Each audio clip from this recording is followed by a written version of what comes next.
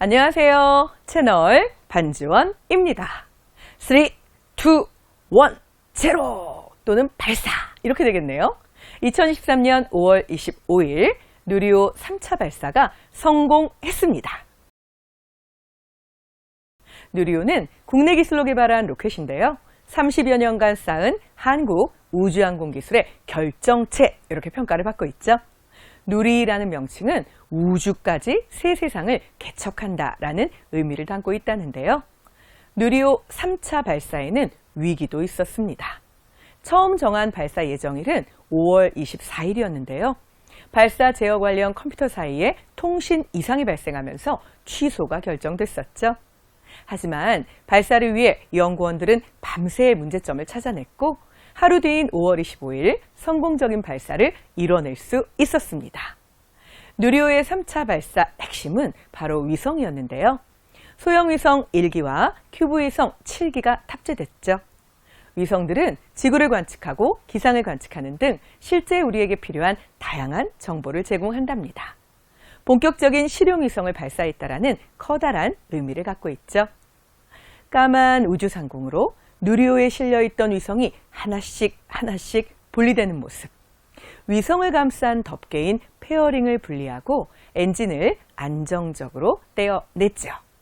8개의 위성도 성공적으로 궤도에 진입하게 됐는데요.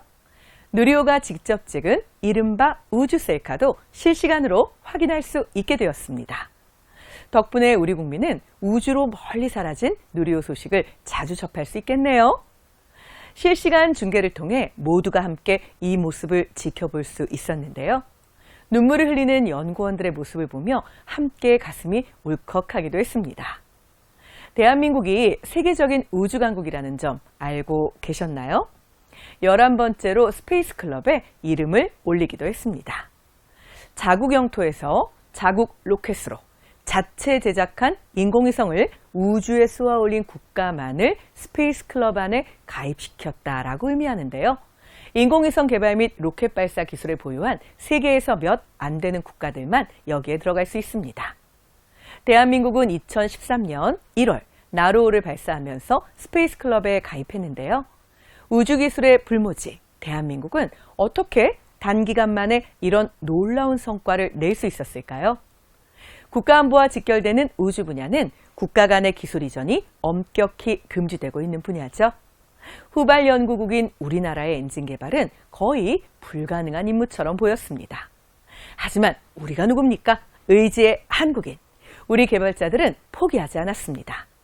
해외 박물관을 돌아보며 정보를 찾기도 하고 다른 나라의 엔지니어가 지나가며 툭 흘린 말 한마디를 외워가지고 와서 연구에 적용한 적도 있다고 하는데요.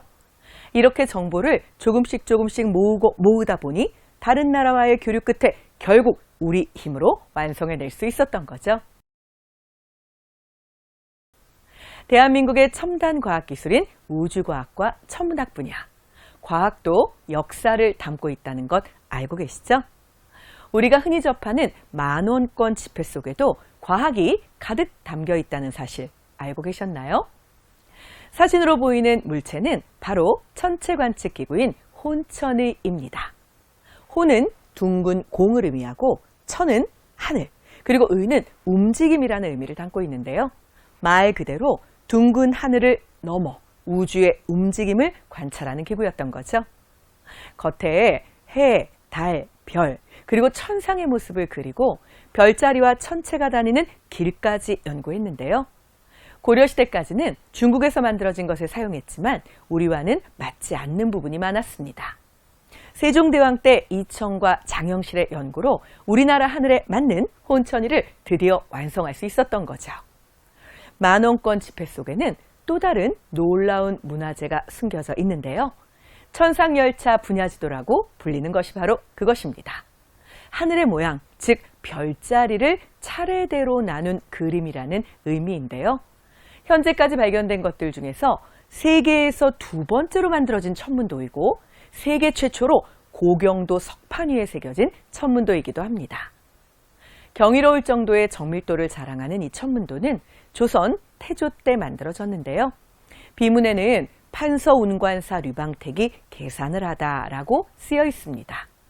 류방택은 고려 말 천문을 관리하는 관직에 올랐던 사람인데요.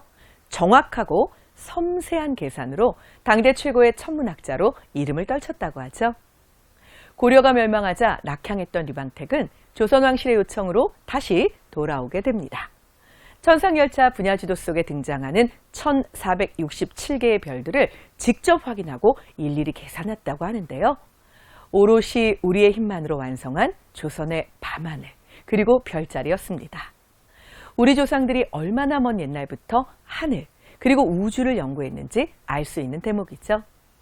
2000년 보현산 천문대에서 새로운 소행성을 발견했는데요.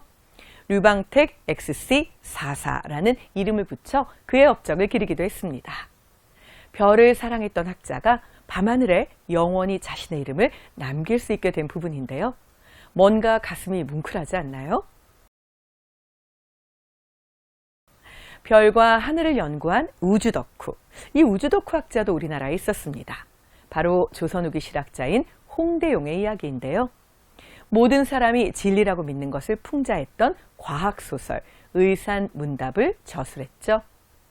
우주의 뭇별들은 각각 하나의 세계를 가지고 있고 끝없는 세계가 흩어져 있는데 오직 지구만이 중심에 있다는 것은 있을 수 없는 일이다. 지구 세계를 저 우주에 비교한다면 미세한 먼지만큼도 안 되며 저 중국을 지구 세계와 비교한다면 십수분의 1밖에 되지 않는다. 놀랍게도 책을 통해 지전설과 무한 우주론을 이야기했습니다. 오늘날의 주장과 비교해도 어색하지 않을 만큼 놀랍고 창의적인 생각이었죠. 고향인 오늘날 천안시 수신면에 우리나라 최초로 개인 천문대를 완성하고 농수각이라는 이름을 붙이기도 했는데요. 직접 혼천이를 만들어 설치하고 하늘을 관찰하기도 했습니다. 결국 개인 천문대를 집 안에 만들었던 셈이죠. 친구였던 실학자 박지원은 홍대용의 놀라운 상상력을 글로 남기기도 했는데요. 달구경을 하던 두 친구는 과연 어떤 대화를 했을까요? 저 달 속에서 지구를 보며 이야기하는 달. 사람들이 존재할지도 모르지. 다른 별에도 그 별의 조건에 맞는 사람들이 살고 있을지도 모르고 말이야. 조선시대에 외계인의 존재에 대해서 이야기를 했다니 혹시 홍대용은 미래에서 온 시간여행자가 아니었을까 하는 궁금증마저 듭니다. 미국 항공우주국 나사에서 활동한 세계적인 천문학자이자 천문학 필독서인 코스모스의 저자인 칼 세이건은 다음과 같은 말을 남겼죠. 이 광활한 우주에 우리들 뿐이라면 그건 너무도 큰 공간의 낭비가 아닐까? 우리가 모르는 미지의 세계, 그래서 더 궁금하기도 하고 때로는 두렵기도 한데요. 우주는 우리에게 또 어떤 놀라움을 앞으로 미래에 남겨줄까요? 반주원의 천하제일 시사대회 5월의 이야기 흥미로우셨나요? 다음 달에도 더 유익하고 재미있는 주제로 찾아오겠습니다. 그러려면 여러분이 때로는 이런 게 궁금해요, 이런 걸 알려주세요, 글을 남겨주신다면 그것도 굉장히 반가울 것 같죠? 구독, 좋아요, 알람 설정은 눌러주실 건가요? 여러분이 하나하나 표현해 주시는 관심들이 영상을 만드는데 정말 큰 힘이 됩니다. 오늘도 끝까지 들어주셔서 감사합니다.